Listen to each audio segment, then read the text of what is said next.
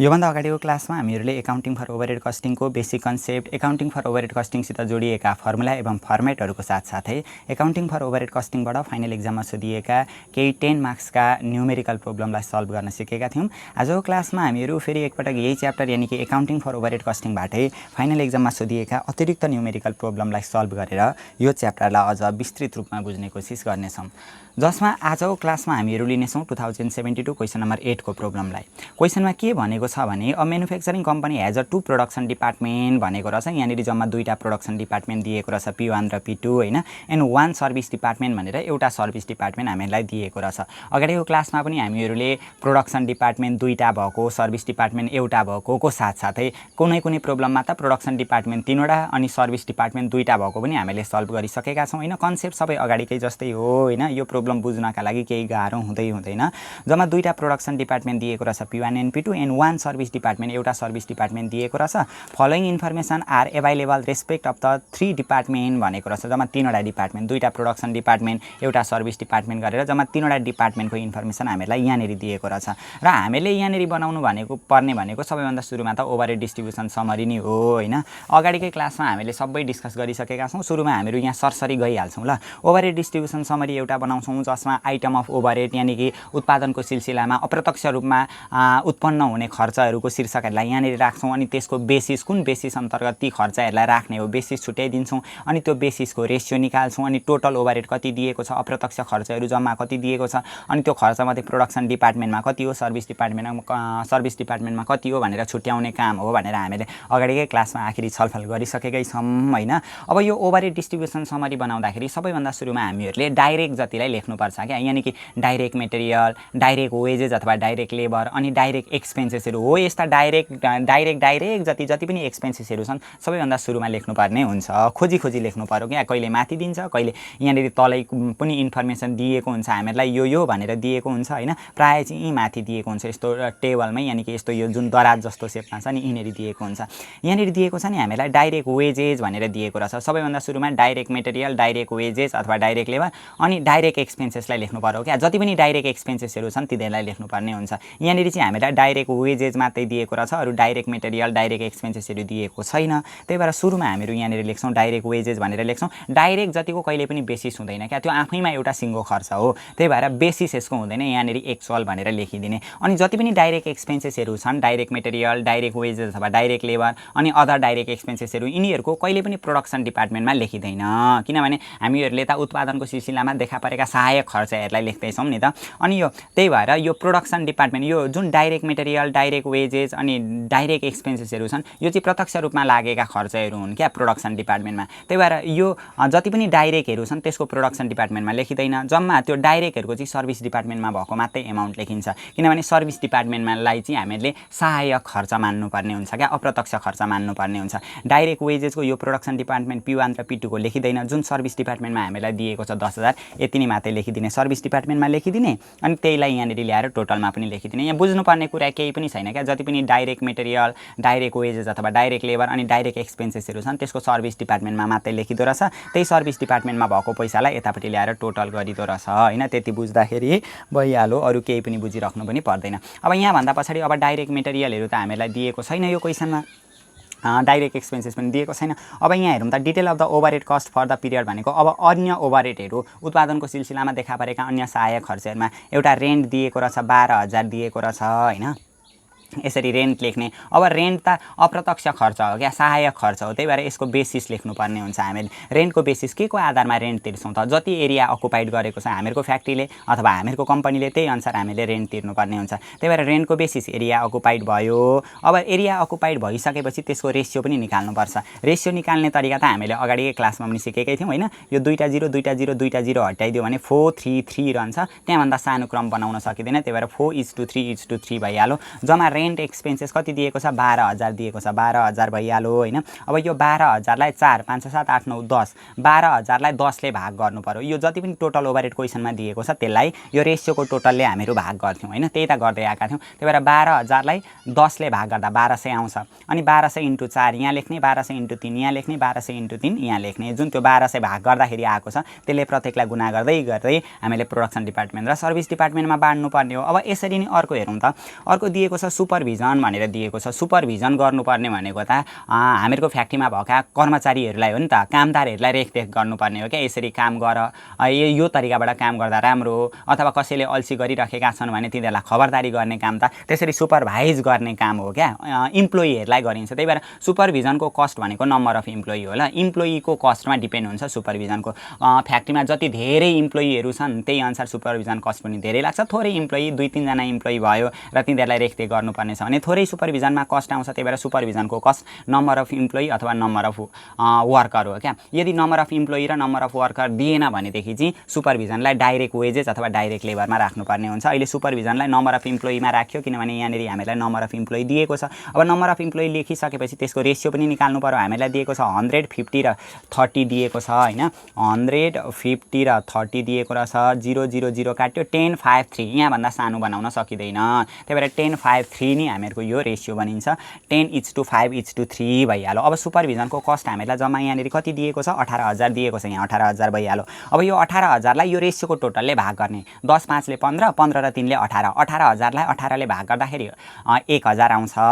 त्यो 1,000 × 10, 10,000, 1,000 × 5, 5,000, 1,000 × 3, 3,000 हो। त्यसरी प्रत्येकलाई गुणा गर्दै जानु पर्यो। त्यो पनि हामीले जानिसकेका छौँ। अब यहाँभन्दा पछाडि अर्को हामीलाई दिएको छ रिपेयर दिएको रहेछ। अब रिपेयर गर्ने भनेको चाहिँ जति एसिड्स छ नि एसिड्सहरूलाई रिपेयर गर्नुपर्ने हो क्या, मेसिनहरूलाई रिपेयर गर्नुपर्ने हो तिनीहरूलाई चलाउँदै जाँदा। त्यही भएर रिपेयरको बेसिस चाहिँ हामीहरूको के हुन्छ?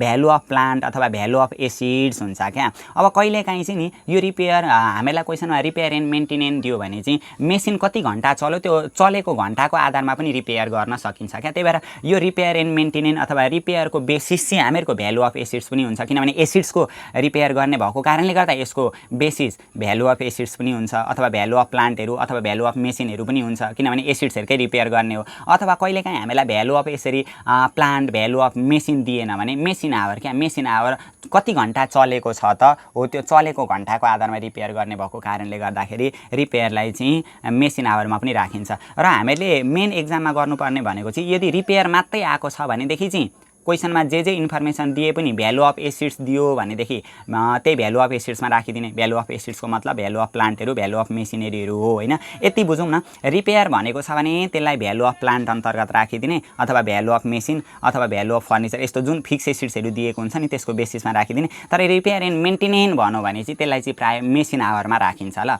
अब दिएन मेसिन आवर दिएन भने त रिपेयर एन्ड मेन्टेनेन्सलाई पनि केमा राख्नुपर्ने हुन्छ?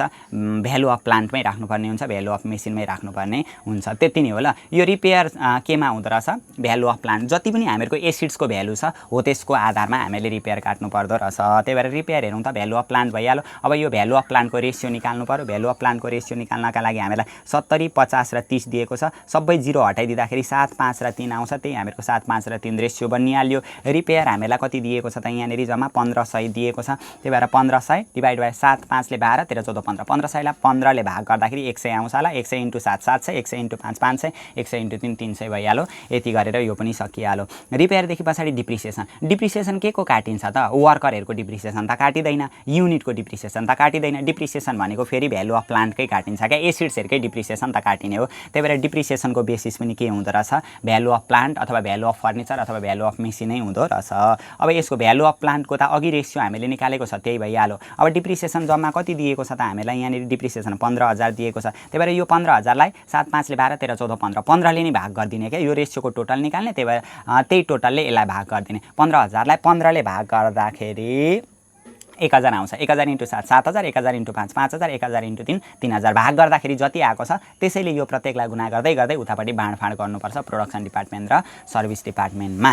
अब यहाँभन्दा पछाडि डिप्रिसिएसनदेखि पछाडि लाइटिङ दिएको छ। लाइटिङ भनेको लाइट पोइन्ट क्या। जति लाइट पोइन्ट छ नि त्यसकै आधारमा लाइटिङ एक्सपेन्सेस हुन्छ क्या।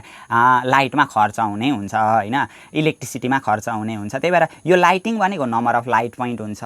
यदि क्वेसनमा लाइट पोइन्ट दिएको छैन भने कति एरिया छ नि त्यो ओगटेको एरियामै हामीले बत्ती बाल्ने भएको कारणले गर्दाखेरि एरिया अकुपाइडमा राख्नुपर्ने हुन्छ ल लाइटिङ एक्सपेन्सेस अथवा इलेक्ट्रिसिटी एक्सपेन्सेसहरूलाई चाहिँ। लाइटिङ भनेर त हामीलाई दियो यहाँनिर 2000 दियो। अब लाइटिङको बेसिस भनेको चाहिँ लाइट पोइन्ट हो। यदि लाइट पोइन्ट छैन भनेदेखि कतिवटा बत्ती बालेका छौँ हो त्यसको आधारमा त्यो बेसिसै हामीलाई दिएको छैन, लाइट पोइन्ट बेसिस दिएको छैन भने चाहिँ कति एरिया ओगटेको छ त्यो ओगटेको एरियामै हामीले बत्ती बाल्ने भएको कारणले गर्दाखेरि एरिया अकुपाइड हुन्छ। अहिले यहाँनिर लाइट पोइन्ट हामीलाई दिएको छ त छैन नि, त्यही भएर एरिया अकुपाइड हुने भयो ल लाइटिङको एरिया अकुपाइड। अब एरिया अकुपाइडको रेसियो निकाल्नु पर्यो। एरिया अकुपाइड 400 300 र 300 छ, दुईटा जिरो हटाइदिँदा 4 3 र 3 हुँदो रहेछ। 4 3 3 हामीहरूको के निस्क्यो यहाँनिर रेसियो निस्किहाल्यो। लाइटिङ एक्सपेन्सेस हामीलाई जम्मा 2000 दिएको छ। त्यो 2000 लाई 4 5 6 7 8 9 10 ले भाग गर्दा 2000 लाई 10 ले भाग गर्दाखेरि कति हुन्छ? 200 हुन्छ। 200 हुन्छ होला हो। त्यो 200 × 4 800, 200 × 3 हो। त्यसरी प्रत्येकलाई गुणा गर्दै गर्दै राख्ने जुन हामीले बुझिसकेको छ। लाइटिङदेखि अर्को पावर दिएको छ। पावरको बेसिस भनेको किलोवाट हुन्छ क्या, केडब्ल्युएच हुन्छ, केडब्ल्युएच। यदि यो केडब्ल्युएच दिएन भने एमएच × एचपी क्या, मेसिन आवर र हर्स पावर गुणा गर्नुपर्छ। अब यो मेसिन आवर पनि दिएको छैन भने हर्स पावरमा मात्रै राख्नु पर्यो। त्यही भएर अब यहाँ हेर्नु त सबैभन्दा सुरुमा पावरको त बेसिस हामीले खोज्नुपर्ने हो केडब्ल्युएच, किलोवाट खोज्नुपर्ने हो जुन हामीलाई यहाँ क्वेसनमा दिएको छैन। अब किलोवाट छैन भने एमएच × एचपी क्या, मेसिन आवर र हर्स पावर गुणा गर्नुपर्ने हुन्छ जुन हामीले अगाडिको एउटा क्वेसनमा पनि गरेका थियौँ होइन। मेसिन आवर पनि दिएको थियो, हर्स पावर पनि दिएको थियो, दुईटैलाई गुणा गरेर हामीले बेसिस बनाएका थियौँ होइन। अब यो पावरको यहाँनिर मेसिन आवर र हर्स पावर गुणा गरौँ त horse power HP of machine भनेको कति हर्स पावर बराबरको लागेको छ त पावर जेनेरेट भएको छ भन्ने हुन्छ क्या। त्यही भएर पावरको बेसिस चाहिँ मेसिन आवर × हर्स पावर हुन्छ। मेसिन आवर यहाँनिर दिएको छैन, मेसिन आवर दिएन भने यही एचपी अफ मेसिन मात्रै हुने रहेछ ल, एचपी अफ मेसिन मात्रै भयो। अब एचपी अफ मेसिनको रेसियो निकाल्नु पर्यो। 80 60 र 40 दिएको रहेछ हामीलाई होइन। 80 60 र 40 दिएको रहेछ। 0 0 0 काट्यो, 2 दूना 4, 2 त्यहाँ छ, 2 चौको 8, 4 3 2 आउँदो रहेछ ल, 4 3 2 यो भइहाल्यो नि। त्यसरी हामीलाई रेसियो निकाल्न पनि जानेकै छ। अब पावर कति दिएको छ त जम्मा हामीलाई यहाँनिर हेरौँ त। पावर भनेको 5000 दिएको रहेछ। पावर भनेको 4 5 7 8 9। अब यो 5000 लाई 9 ले भाग गर्दा पोइन्टमा आउँछ। अब कति आउँछ नि भाग गर्दाखेरि हो त्यसले 4 लाई पनि गुणा गर्ने, 3 लाई पनि गुणा गर्ने, 2 लाई पनि गुणा गर्ने, लेख्दै जाने सकिहाल्यो होइन। यहाँ भन्दा पछाडि अर्को हामीलाई के दिएको छ त भनेदेखि पावरदेखि पछाडि इन्डाइरेक्ट वेजेस। इन्डाइरेक्ट वेजेसको बेसिस भनेको डाइरेक्ट वेजेस हो। इन्डाइरेक्ट मेटेरियल भनौँ भने त्यसको बेसिस भनेको डाइरेक्ट मेटेरियल हो क्या। इन्डाइरेक्ट वेजेस 30000 दिएको रहेछ। इन्डाइरेक्ट वेजेस भनेको 30000। इन्डाइरेक्ट वेजेसको बेसिस के रहेछ? Direct wages. यो डाइरेक्ट वेजेसको रेसियो निकाल्नु पर्यो। डाइरेक्ट वेजेस हामीलाई कति दिएको छ त यहाँ क्वेसनमा? डाइरेक्ट वेजेस 80000 60000 र 10000। सबैबाट 1 2 3 4 1 2 3 4 1 2 3 4 सबैबाट 4 वटा 0 हटाइदिने भने 8 6 र 1 आउँछ। त्यही नै हामीहरूको रेसियो भयो। यहाँभन्दा सानो बनाउन यसलाई सकिँदैन। जम्मा 30000 छ। 8 6 ले 14, 8 6 ले 14, 1 ले 15। 30000 लाई 15 ले भाग गर्दाखेरि 2000 आउँछ होला होइन। 2000 × 8 16000, 2000 × 6 12000 हो। यसरी गुणा गर्दै गर्दै जाने त्यो पनि भइहाल्यो। अब अर्को हामीलाई के दिएको छ भने फायर इन्सुरेन्स अफ स्टक भनेर दिएको छ क्या। आगो लागिबाट नष्ट हुन्छ भनेर हो त्यो बिमा गरेको रहेछ। के को? स्टक भनेको सामग्रीहरूको होइन। यहाँ हामीलाई दिएको छ नि भ्यालु अफ स्टक भनेर दिएको छ नि। त्यही भएर फायर इन्सुरेन्स अफ स्टक यो सँगैले मिल्ने हो नि त। फायर इन्सुरेन्स अफ स्टक भन्यो, यसको बेसिस के हुने रहेछ? भ्यालु अफ स्टक दिएकै छ हो, त्यसकै बेसिसमा राख्दाखेरि भइहाल्यो। स्टकको गरेको हो नि त हामीले insurance. Fire insurance of stock भनेको भ्यालु अफ स्टक भइहाल्यो हो। त्यो भ्यालु अफ स्टकको चाहिँ अब रेसियो निकाल्ने। 50000 30000 र 20000 दिएको छ। सबैबाट 0 हटाइदिने, 5 3 र 2 आउँछ। त्यही नै हामीहरूको के भयो यहाँनिर रेसियो भयो। जम्मा खर्च भइहाल्यो। अब यसले 5 6 7 8 9 10 ले भाग गर्ने। त्यो 10 ले भाग गर्दाखेरि जति आउँछ नि 30000 लाई 10 ले भाग गर्दाखेरि 300 आउँछ होला। 300 500 1500 हो। त्यसरी प्रत्येकलाई गुणा गर्दै गर्दै राख्ने। यहाँ पनि केही समस्या भएन। यति गरिसकेपछि सबै टोटल गरिदिने यहाँनिर। अनि जुन यो सर्भिस डिपार्टमेन्टमा छ, सर्भिस डिपार्टमेन्टमा भएकोलाई रिएपोर्सनमेन्ट गर्नु पर्यो क्या। प्रोडक्सन डिपार्टमेन्टमा तान्नु पर्यो। किनभने सर्भिस डिपार्टमेन्टमा छुट्टै खर्च, सर्भिस डिपार्टमेन्टमा भएको खर्चको कारण पनि प्रोडक्सन डिपार्टमेन्ट हो। हामीले जुन उत्पादन गर्नका लागि आँटेका छौँ, जुन प्रडक्ट बनाउन आँटेका छौँ होइन, उत्पादन गर्न आँटेका छौँ हो, त्यो प्रडक्ट उत्पादन गर्ने सिलसिलामा हामीले राखेको हुन्छ क्या रिजर्भमा जस्तो नि। पछि भइपरि आउँदाखेरि चलाउनका लागि सर्भिस डिपार्टमेन्ट खोलेको हुन्छ प्रोडक्ट बनाउने सिलसिलामै। त्यही भएर यो जुन सर्भिस डिपार्टमेन्टमा भएको खर्च हो त्यसको कारण पनि प्रोडक्सन डिपार्टमेन्टै हो। त्यही भएर छुट्टै सर्भिस डिपार्टमेन्टमा खर्च देखाउन पाइँदैन। त्यो सर्भिस डिपार्टमेन्टमा भएको खर्चलाई पनि प्रोडक्सन डिपार्टमेन्टमा नै तान्नुपर्ने हुन्छ। जसलाई भनिन्छ रिएपोर्सनमेन्ट भनिन्छ क्या। रिएपोर्सनमेन्ट अफ सर्भिस डिपार्टमेन्ट। सर्भिस डिपार्टमेन्टलाई चाहिँ रिएपोर्सनमेन्ट गर्नु पर्यो, प्रोडक्सन डिपार्टमेन्टमा तान्नु पर्यो। जम्मा सर्भिस डिपार्टमेन्टमा 24211 छ। अब 24211 मध्ये कति चाहिँ प्रोडक्सन डिपार्टमेन्ट P1 मा तान्ने, कति चाहिँ प्रोडक्सन डिपार्टमेन्ट P2 मा तान्ने त भन्ने कुरा चाहिँ हामीलाई क्वेसनमा नि अलरेडी दिएकै हुन्छ।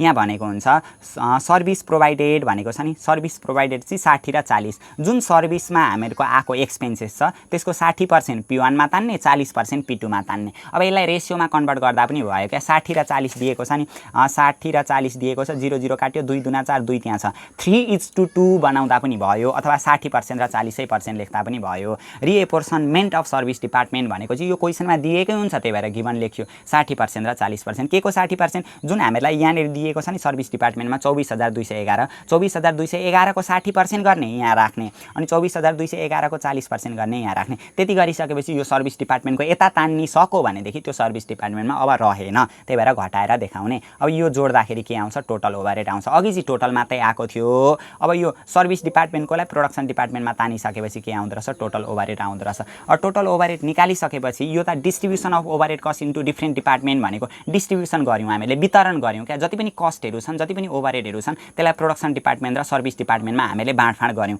त्यो गरिसकेपछि redistribution of service department cost into production department जुन त्यो सर्भिस डिपार्टमेन्टमा देखिएको कस्ट हो त्यसलाई प्रोडक्सन डिपार्टमेन्टमा पनि हामीले तान्यौँ। त्यो तानिसके पछाडि हामीहरूको टोटल ओभरहेड आउँदो रहेछ सर्भिस डिपार्टमेन्टकोलाई प्रोडक्सन डिपार्टमेन्टमा तानिसकेपछि टोटल ओभरहेड आउँदो रहेछ। अब टोटल ओभरहेड आइसकेपछि चाहिँ हामीहरूलाई के भनेको छ ओभरहेड कस्ट पर युनिट भनेको छ। ओभरहेड कस्ट पर युनिट भन्यो भने ओभरहेडलाई युनिटले भाग गर्ने। Overhead rate per machine hour भन्यो भने ओभरहेडलाई मेसिन आवरले भाग गर्ने। Overhead cost per labour hour भन्यो भने ओभरहेडलाई लेबर आवरले भाग गर्ने। जे भनेको छ नि पर भनेर जे दिएको छ नि ओभरहेडलाई त्यसैले भाग गर्नु पर्यो। अहिले ओभरहेड कस्ट पर युनिट भन्नु नि त्यही भएर ओभरहेडलाई युनिटले भाग गर्नु पर्यो। जस्तै यहाँनिर overhead cost per machine hour भनेको भए ओभरहेडलाई मेसिन आवरले भाग गर्नु पर्थ्यो। Overhead cost per labour hour भनेको भए ओभरहेडलाई लेबर आवरले भाग गर्नु पर्थ्यो। जम्मा त्यति नै हो अरू केही पनि होइन। अहिले चाहिँ ओभरहेड कस्ट पर युनिट भनेको कारणले गर्दाखेरि यो जुन ओभरहेड आएको छ त्यसलाई युनिटले भाग गर्नु पर्यो। आउटपुट इन युनिट हामीलाई अलरेडी क्वेसनमा दिएकै हुन्छ।